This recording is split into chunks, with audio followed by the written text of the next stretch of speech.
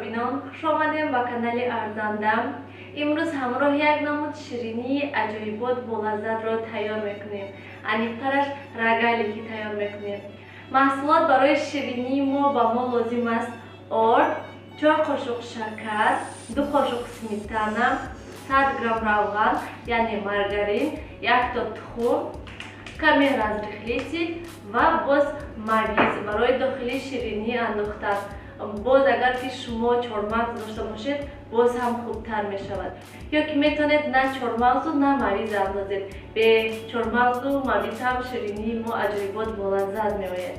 خب در اول 1 تا تخم، 4 قاشق شکر و 2 قاشق سمیتانه را آمیخته میکنیم. همه این محصولات را خوب آمیخته میکنیم.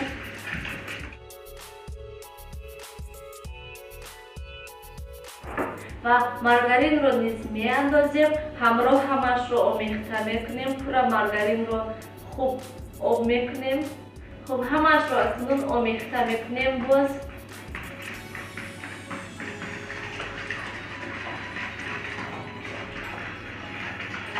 разрыхлитель رو نیز می اندازیم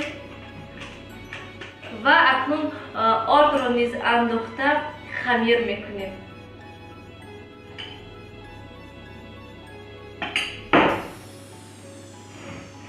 و فکرم این نمود شیرینی را هر یک کدبانوی تاجیک در عید و معرکه ها تیار میکنند.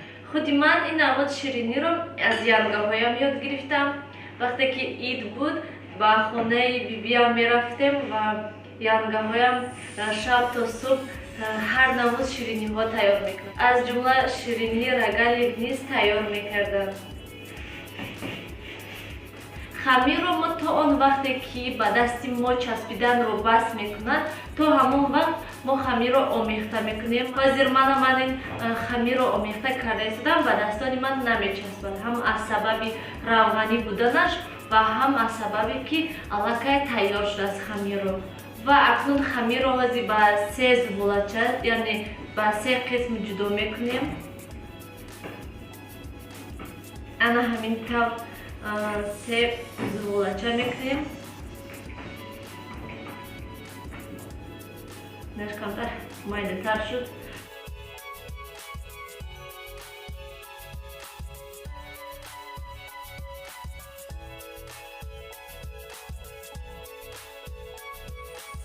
اکنون یک زبالچه را گرفته ما تنک میکنیم. چقدری که ما زباله رو خمیر رو یعنی تنک کنیم همان قدر رگالی های ما زیبا میشوند. از هر تنکی بد شرط نیست.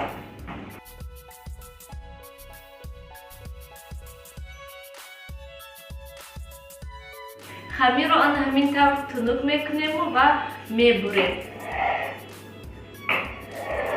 همین نمود 3 کنجه میبریم خمیر رو.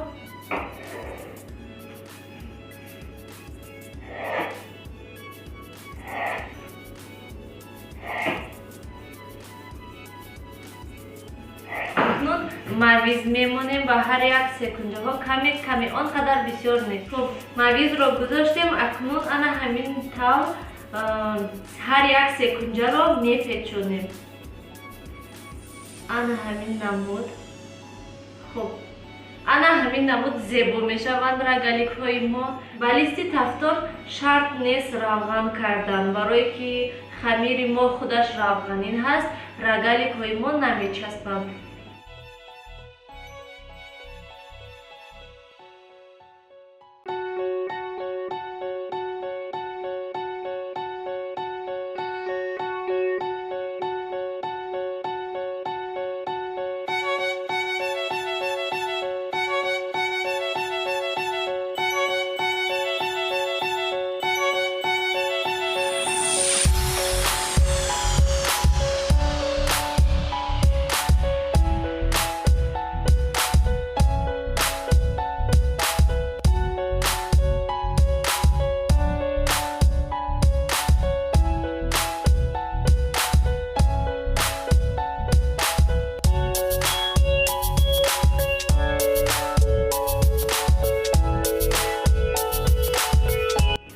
рагаликҳои мо ана ҳамин намуд мешаванд ва акнун ба тафтон ба 200 дараҷа гармӣ дар муддати 5 дақиқа тайёр мекунем.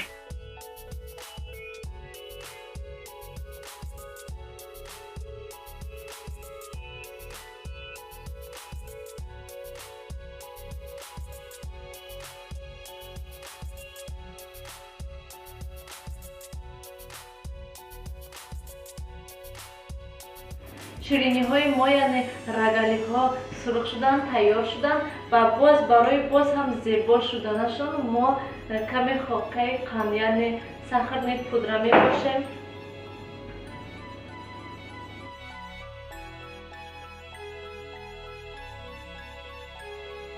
тамошобинони гиромӣ, шириниҳои мо яъне рагаликҳои мо ҳам тайёр шуданд.